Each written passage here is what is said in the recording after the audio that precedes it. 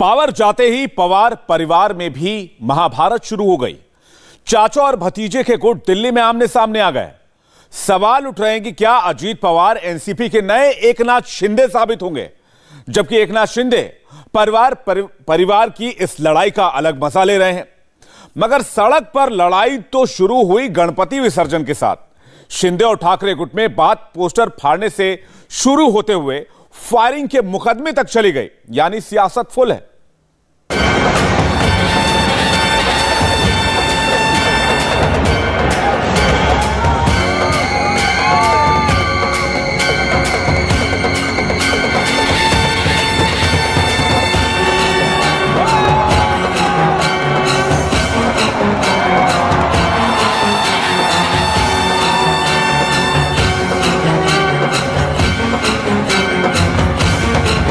गणपति बप्पा गए, मगर शिवसेना के दोनों गुटों में जंग और बढ़ा गए।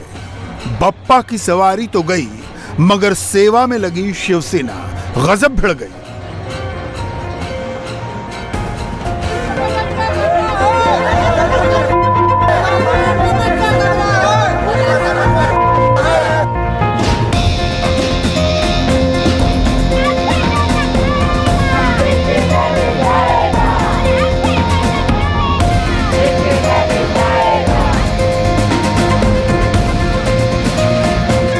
किसने सोचा था, मगर आई। महाराष्ट्र में शिवसेना की लड़ाई इस मुकाम तक आई। शिंदे गुट और ठाकरे गुट में बस बची है हाथापाई।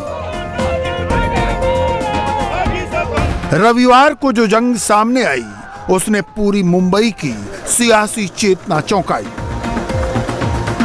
शिंदे गुट के विधायक सदा सरवनकर के दफ्तर पर हमले, पोस्टर फाड़ने की हरकत और फिर कार्यकर्ताओं की भीड़ का हंगामा।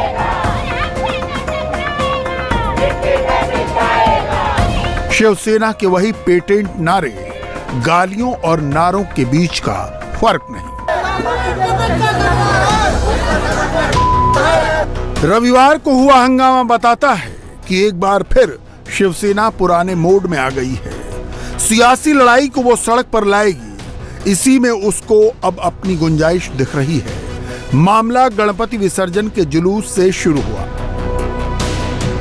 बांद्रा में दोनों गुटों ने अपने सेवा स्टॉल आमने सामने लगा रखे थे। फिर अचानक मामला शिंदे गुट बनाम ठाकरे गुट तक जा पहुंचा। सदा सरवनकर जी जो पहले शुरू में गया ना, वही विधायक है, उनके पिस्तौल में से फायरिंग हुई। वो वहां भी हुई, यहाँ भी हुई। इसके बावजूद वही आके कंप्लेंट करते हैं और वहां आकर जाकर सीना तान कर कंप्लेंट हमारे लोगों पर करते। पुलिस थाने में मुझे नहीं समझ आता है कौन सा दबाव आ गया। पुलिस थाने ने उनकी कंप्लेंट सुनकर हमारे लोगों को अरेस्ट भी कर लिया। अब अरेस्ट करने के बाद में जब हमारे लोगों ने उनके पहले कंप्लेंट की थी, उसके ऊपर पुलिस ने कुछ भी नहीं कार्रवाई की, जबकि वो फायरिंग हो चुकी है उसके वेपन से, पुलिस थाने में हुई, वहां हुई। तो आज हम लोग सब आए, मेरे साथ में हमारे पूर्व मंत्री एडवोकेट अनिल परब जी है, हमारे विद्यमान विपक्ष के नेता विधान परिषद के अंबादास जी दान्य है, हमारे सचिन अय्यर जी है, विशाखा राव जी है, श्रद्धा जादव जी है, मिलिंद वैद्य जी है, सारे नेतागण यहाँ आए। हम शिवसेना के वहां बैठे, हमने कहा हम कानून व्यवस्था रखने की बाजू में है। शिंदे गुट के विधायक सदा सरवनकर पर इल्जाम लगा। सरवनकर ने फायरिंग कर दी। 30 लोगों पर मामले दर्ज कराए गए। 5 लोगों को गिरफ्तार किया गया। दोपहर में उन्हें जमानत पर रिहा कर दिया गया। शिवसेना का इल्जाम है कि सदा पर पुलिस एक्शन नहीं ले रही। गृह मंत्रालय देवेंद्र फडणवीस के अंडर में है, इसलिए निशाने पर शिवसेना से ज्यादा देवेंद्र फडणवीस हैं। अगर कोई आम आदमी करता है तो क्या उसको आप छोड़ देंगे? क्योंकि ये विधायक है और वो भी रूलिंग पार्टी के हैं। आज गृह मंत्रालय माननीय देवेंद्र फडणवीस के पास है और शिंदे साहब के समर्थक ही है सारे जी। तो ये महाराष्ट्र में ये जो दादागिरी चल रही है, ये जो दबंगगिरी चल रही है कि हम कुछ भी कर सकते हैं, ये कॉन्फिडेंस कैसे आता है? ये कहाँ से आता है? अब दादागिरी की बात कर रही हैं और जिस तरह की कार्रवाई हमने देखी कर, बावजूद दोनों पक्ष अपने आप को असली शिवसेना कह रहे हैं।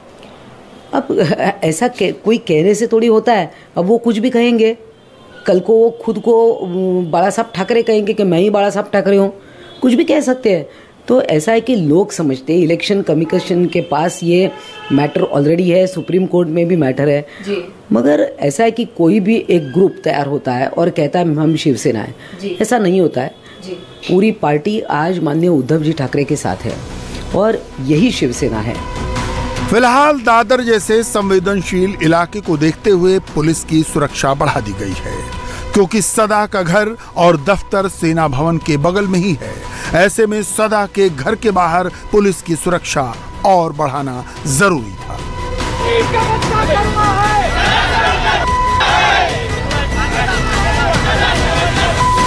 गणेश विसर्जन के दिन, अनंत चतुर्थी के दिन हम लोग हर साल जो गणेश भक्त जाते हैं उनके ऊपर फूल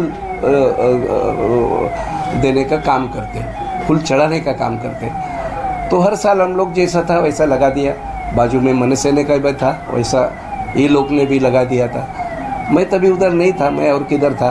तो ये लोग का कुछ आमने सामने कुछ बात में या हथवा मतलब जो एक्टिंग करते उसमें से कुछ हुआ, मुझे पता चला। तभी मैं आ गया 10:30 बजे के दरमियान।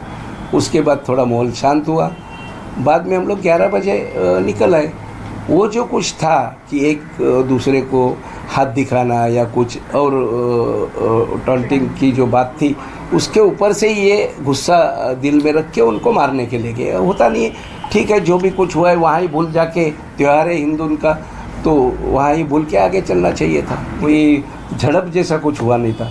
बाद में दोनों तरफ से 2-4 लोग इधर से इधर मतलब बात कर रहे थे और उसके बाद हम लोग गए, क्योंकि हम वहाँ जो गए थे, हमारा जो शाखा प्रमुख है संतोष तेलव ने, उनके ऊपर अटैक करने के लिए ये जो 4-5 शाखा प्रमुख और उनके साथ 15-20 जन लोग जो थे वो गए थे और वो लोग ने उनके ऊपर अटैक किया था। वो बोलने के लिए हम लोग गए थे, वहाँ झड़प करने का क्या सवाल है।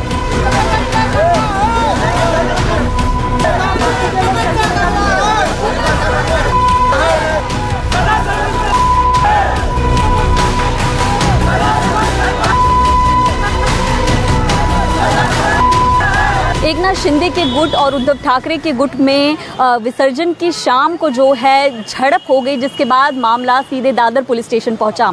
इसमें आरोप लगाया गया कि विधायक सदा सरवणकर की तरफ से फायरिंग की गई, जिसके तहत जो अरविंद सावंत है उन्होंने कई शिवसेना के नेताओं के साथ मिलकर आर्म्स एक्ट और दंगे फैलाने के जो एक्ट है उसके तहत FIR दर्ज करवाई। ऐसे शिंदे गुट ने इस विवाद पर रणनीतिक चुप्पी साध रखी है, लेकिन इस बीच बीजेपी से नारायण राणे सदा सनवड़कर के घर उनसे मुलाकात करने पहुंच गए। राणे का कहना था बात पार्टी की है ही नहीं, सदा हमारे दोस्त हैं, दोस्त थे और दोस्त रहेंगे। हमारा गठबंधन है तो इसका धर्म है एक दूसरे की मदद करना।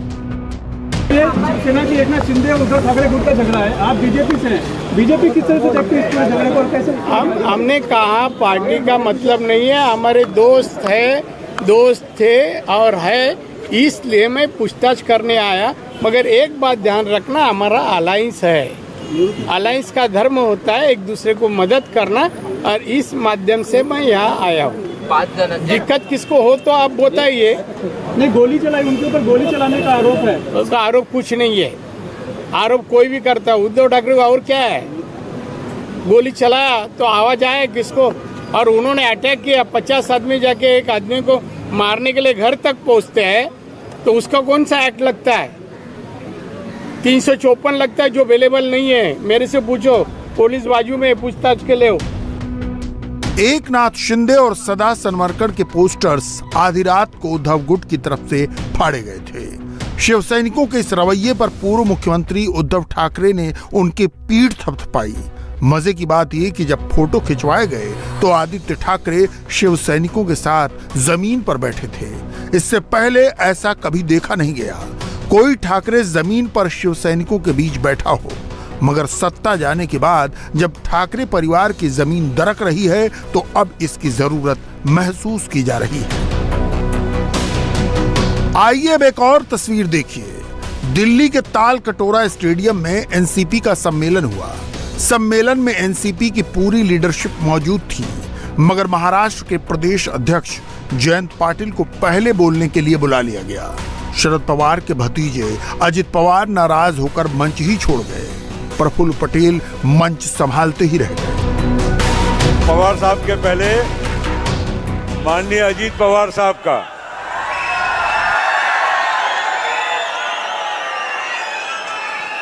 कहा गए।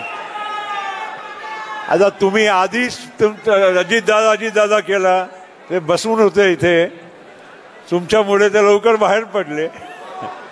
बोलू आपण नंतर, त्यांना बोलवतो। अच्छा, वॉशरूमला गेले पवार साहेबांच्या भाषण होण्या अगोदर, तोपर्यंत अरे एक मिनट रुको ना, तब तक ये राष्ट्रवादी युवक कांग्रेस और राष्ट्रवादी स्टूडेंट कांग्रेस के नए झंडों का यहाँ पर और हरियाणा एनसीपी का यहाँ पर नए सॉन्ग का यहाँ पर विमोचन हो। इंडिया टीवी हर वक्त हर जगह डाउनलोड करने के लिए सर्च करें India TV news Google play store या ऐप स्टोर पर।